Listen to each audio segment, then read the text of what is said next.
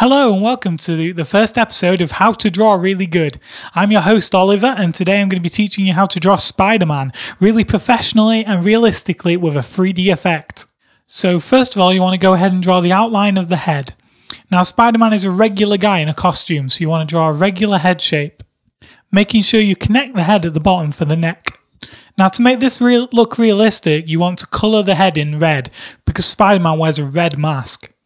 Then you want to go ahead and draw the first eye. Make sure you make it quite large so that you can make the second one a little bit smaller to add a layer of depth to the image. Next is the mouth. I've made mine quite large so it looks like Spider-Man is shouting something out. Now for some professional insider knowledge, when you add teeth it looks a whole lot more realistic. Obviously more detail is needed on the top teeth and the bottom teeth as your eyes are often drawn to the top of Spider-Man's head. Here's a crafty tip. You can use the fill tool to colour the eyes and teeth in white to save you some colouring in time. Also another tip, you can colour the back of the mouth a darker colour to give what we professionals call an inside the head look, which basically means it looks like it belongs inside the head. Now this is where things get really interesting. We're going to start drawing the body. You want to make one arm slightly different shape to the other arm so that it looks further back in the distance. Now for my favourite part, we've got to draw the spider on the t-shirt. This is easily drawn by drawing a circle and then 8 different lines coming out of it, each one representing the leg of a spider, and obviously a spider has 8 legs. You can do less if you like, but if you've got time, I think having 8 of them makes it a lot more realistic and professional. Now would be the best time to colour the t-shirt in blue so that you can get a feel for the project as a whole. Now the easiest part is the hands. You want to draw 5 fingers, obviously 1 thumb, try and make them roughly the same size, and in the gesture you want Spider-Man to be pulling. Obviously do this on both hands so that Spider-Man has 2 hands full of fingers. Now for the legs. You want to do one leg slightly longer than the other so it looks like Spider-Man is leaping off the page with full 3D effect.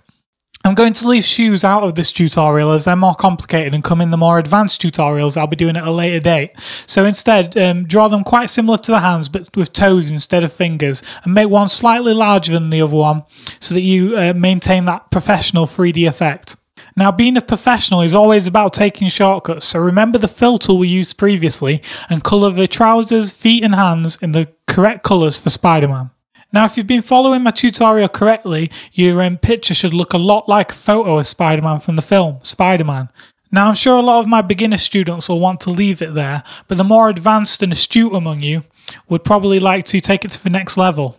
The first thing we can do is we can add a web coming out of Spider-Man's hand. So first of all we want to draw 2 wiggly lines protruding from Spider-Man's hand. See, that looks a lot more professional already.